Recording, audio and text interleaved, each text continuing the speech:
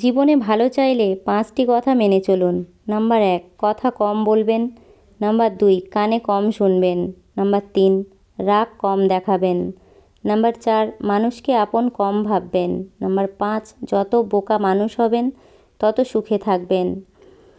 পৃথিবীতে সবচেয়ে বেশি মিথ্যে কথা বলা হয় ধর্মগ্রন্থ ছুঁয়ে, যেটা আদালতে, আর সবচেয়ে সত্যি কথা বলা হয় মদ ছুঁয়ে। যে যত্ন করতে জানে সে তার পায়ের জুতোটাকেও খুব সাবধানে রাখে, আর যে জানে না সে তার হীরের আংটিটাকেও হারিয়ে ফেলে। জীবনের প্রতিটা পা খুব সাবধানে ফেলো, কারণ বহু মানুষ অপেক্ষা করে আছে শুধু তোমার একটা ভুল ধরার জন্য। মানুষ কতক্ষণ তোমাকে ভালো বলবে জানো? যতক্ষণ তুমি তাদের অন্যায়গুলো মুখ বুজে সহ্য করবে। গরু ঘাস খেয়েও দুধ দেয়, আর সাপ দুধ খেয়েও বিষ দেয়। পার্থক্যটা শুধু জাত ও স্বভাবের। গুছিয়ে যারা মিথ্যে কথা বলতে জানে তারা এই সমাজে সবার প্রিয় হয়ে থাকে।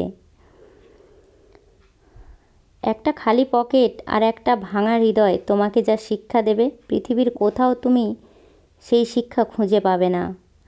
বর্তমানে মানুষ সত্যবাদীকে বলে বোকা, আর মিথ্যেবাদীকে বলে বুদ্ধিমান। হিংসা তারাই করে যাদের নিজের কোনো যোগ্যতা নেই। সম্মান হলো আয়নার মতো, তুমি অন্যকে যা দেবে তার চেয়ে তুমি আরও বেশি ফিরে পাবে। 48 লক্ষ প্রাণীর বাস এই পৃথিবীতে। মানুষই শুধু রোজগার করে, বাকি প্রাণীরা কিন্তু অনাহারে মরে না। মানুষের পেট কখনোই ভরে না। মেয়েদের চোখে 2 ধরনের অশ্রু ঝরে, একটা দুঃখের, অপরটা ছলনার।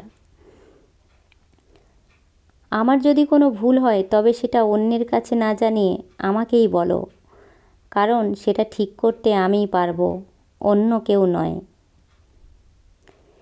আমরা সবাই পাপী, নিজের পাপের বাটখারা দিয়ে অন্যের পাপ মাপি।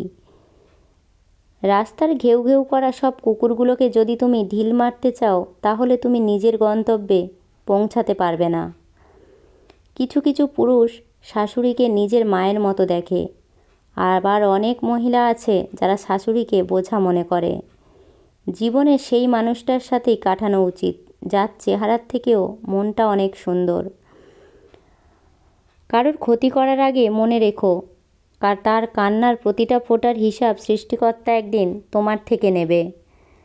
মন পরিষ্কার রাখুন, কারণ শেষ হিসাবটা অর্থের নয়, কর্মের হবে। তো বন্ধুরা, ভিডিওটি ভালো লাগলে একটা লাইক দেবেন, কমেন্ট করে জানাবেন, আর প্রচুর শেয়ার করবেন। আর আমার এই ছোট্ট চ্যানেলটিকে সাবস্ক্রাইব করে আমার পাশে থাকবেন। ধন্যবাদ। সবাই ভালো থাকবেন, সুস্থ থাকবেন। আপনাদের অমূল্য সময় দেওয়ার জন্য অনেক ধন্যবাদ।